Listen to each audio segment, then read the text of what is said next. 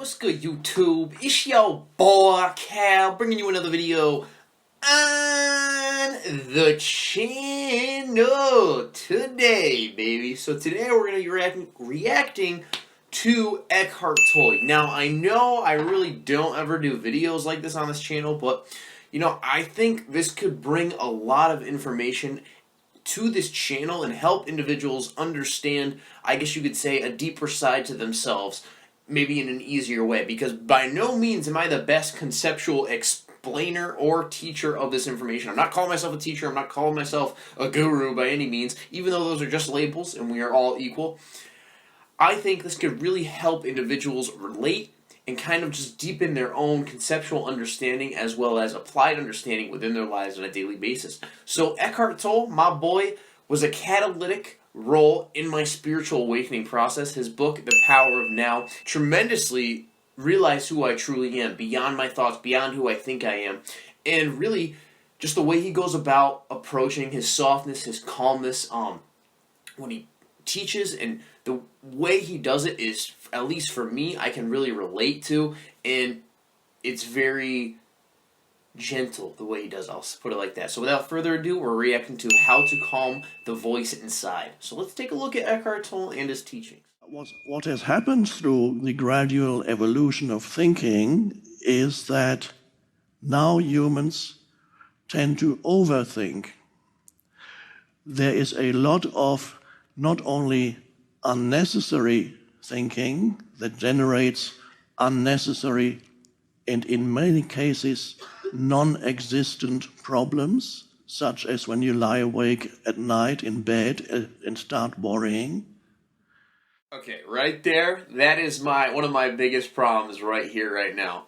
Whenever I go to bed, I could meditate before bed, I could have a clear mind all day, and you would think when you're with your eyes open, with all the distractions around you, it would be worse in terms of how much you are thinking, how much you are getting involved in the past and the future, that imaginary mindset that pulls us out of the present moment. But for me, it's weird. It's like as soon as I go to bed, I naturally just start thinking more, and I'm naturally less present, even though you're supposed to be slowly becoming unconscious and not as much thinking. You're supposed to be winding down, and it's kind of weird. That's something I've noticed over the past couple of days has been tremendous. It's putting me off sleep for like 1 or 2 hours. It generates a lot of unnecessary unhappiness. So people don't realize that a significant part of the unhappiness in their lives is actually generated by unnecessary, negative, often destructive mind activity, and they don't even know it. Mindfulness is, first of all, discovering the simple fact that there is a voice in your head that continuously comments on your life or on what's happening around you. It's the self-talk in there. Everybody knows what the self-talk is in there. You talk to yourself. Sometimes you talk to yourself in the first person, I. Some people talk to themselves in the second person, you. So you can get annoyed with yourself, and then you say, you shouldn't have done that. And then you have another thought that says, yes, but I couldn't help it.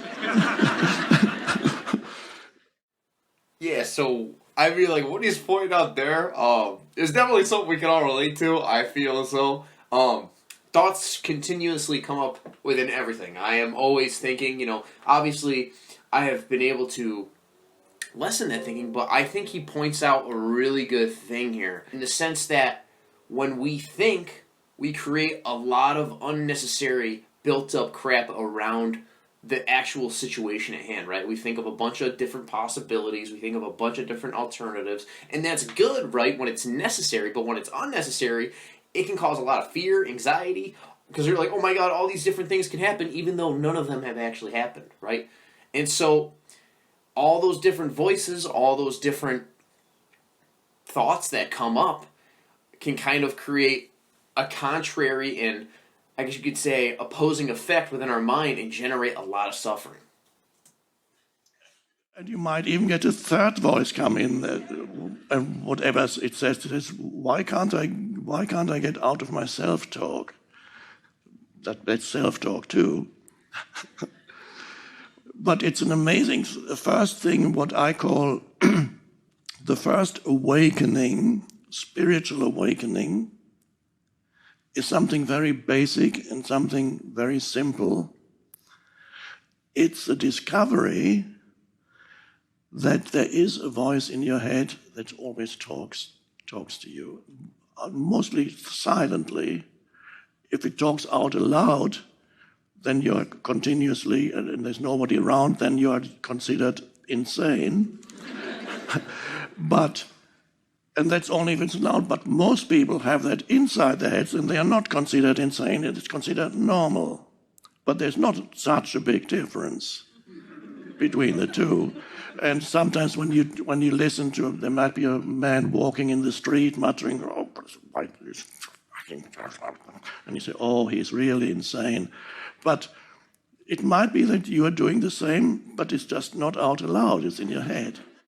Think about that. Think about that. Okay, obviously it's external and internal, right? But how we consider people who are like talking to themselves, right? And they're just like maybe acting out a different voice, how we consider them insane.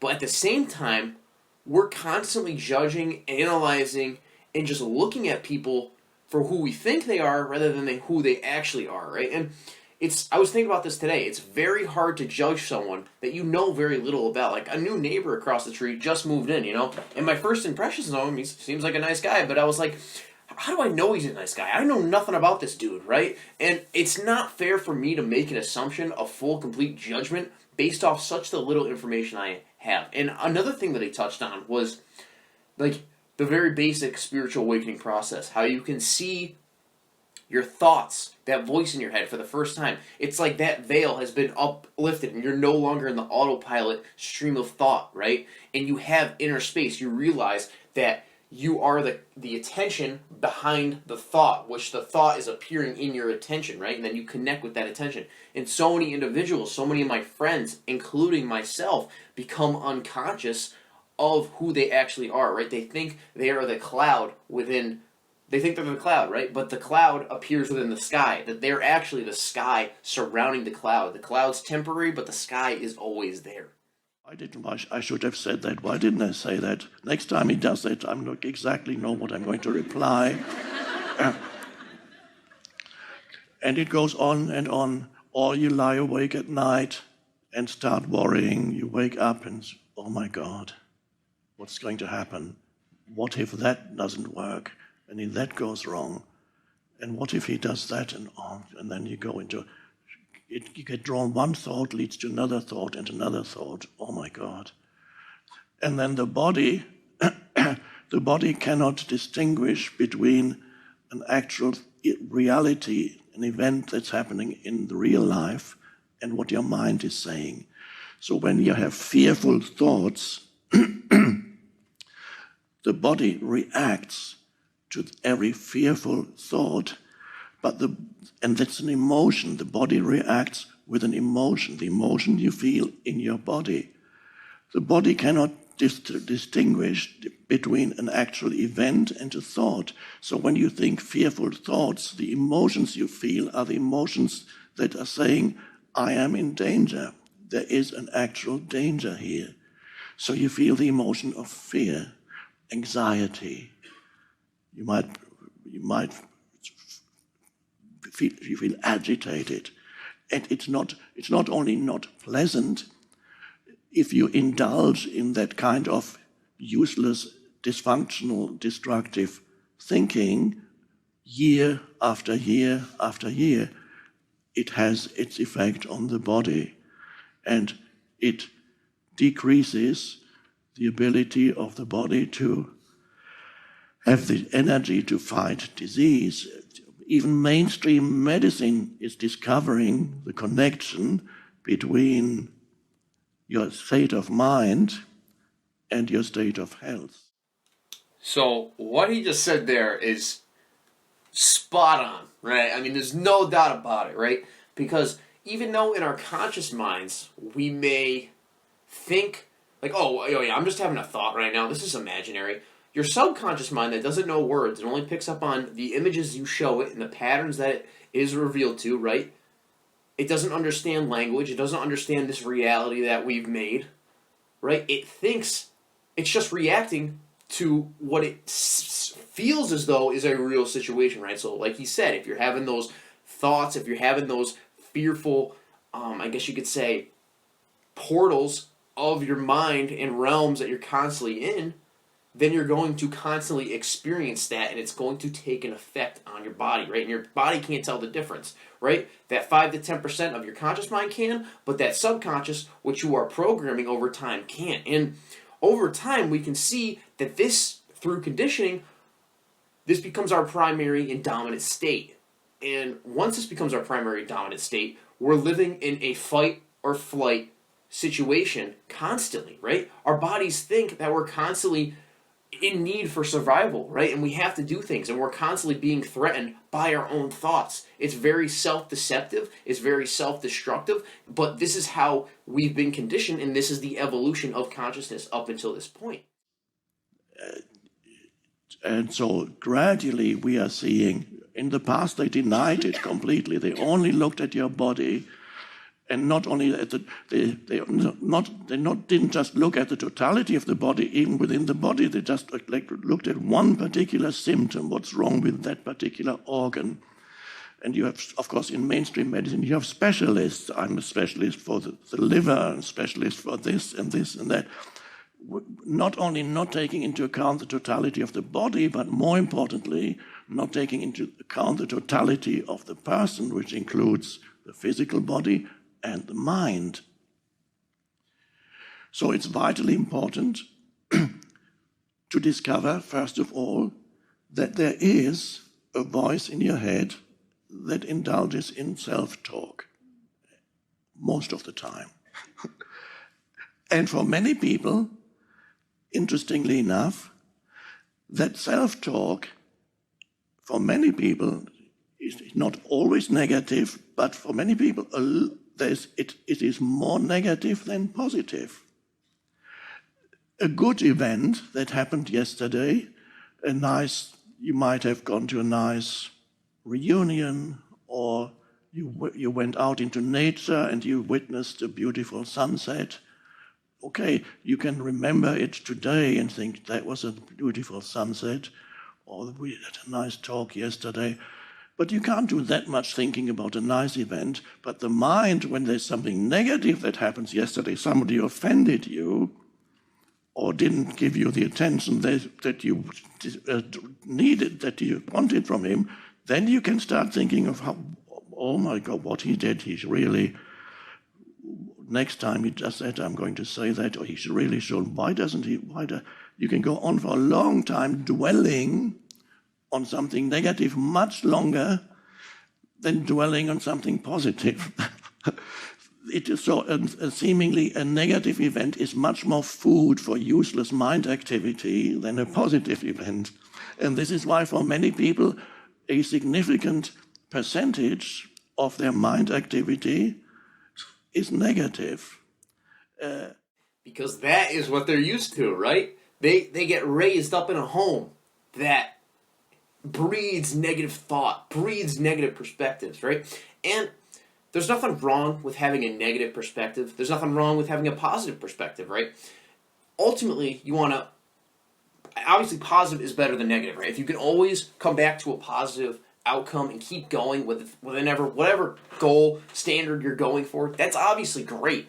But if you're constantly in that negative state, right, and you're constantly beating yourself up, if you're constantly just, man, I hate this, I'm comparing, I'm judging myself, I feel worthless, why am I not superior than this other person, I feel inferior, you're living in an illusion, right? Because a lot of times there's positive and negatives to everything, right? There's two sides to every coin, right?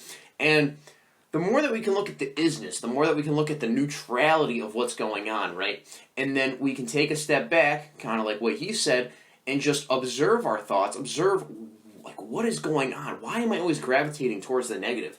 We can see the thought patterns, the thought behaviors that are constantly happening on a day-to-day basis. And you'll realize that you're not actually thinking those thoughts.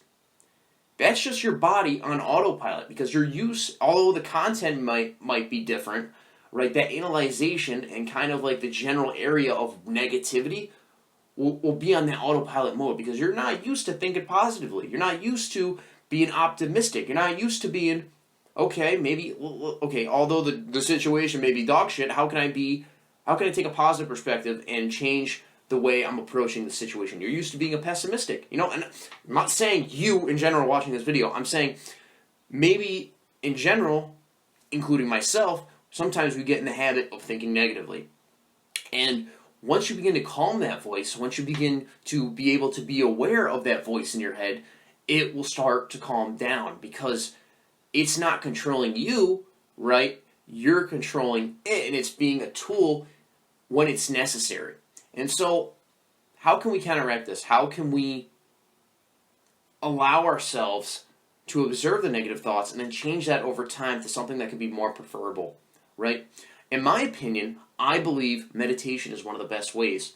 Or if you can find an activity such as working out, such as going outside for a walk, going on a hike, reading a book, even working, you can embody what you're doing, embody the here and now, right? Because once you become that activity, once you fully engulf in that activity while you're still present, you're not getting completely sucked in, you'll notice that you're not thinking as much because your attention is elsewhere. Your thoughts only appear in your attention, right? So if your thoughts are constantly up here, it's going to have an effect on your work, because you have divided attention. You need your full undivided attention into something. Unless you need to use your mind as a tool to significantly help you within an activity, such as working and problem solving, critically thinking, then most times you're not going to be, you should not use your mind when it's not necessary.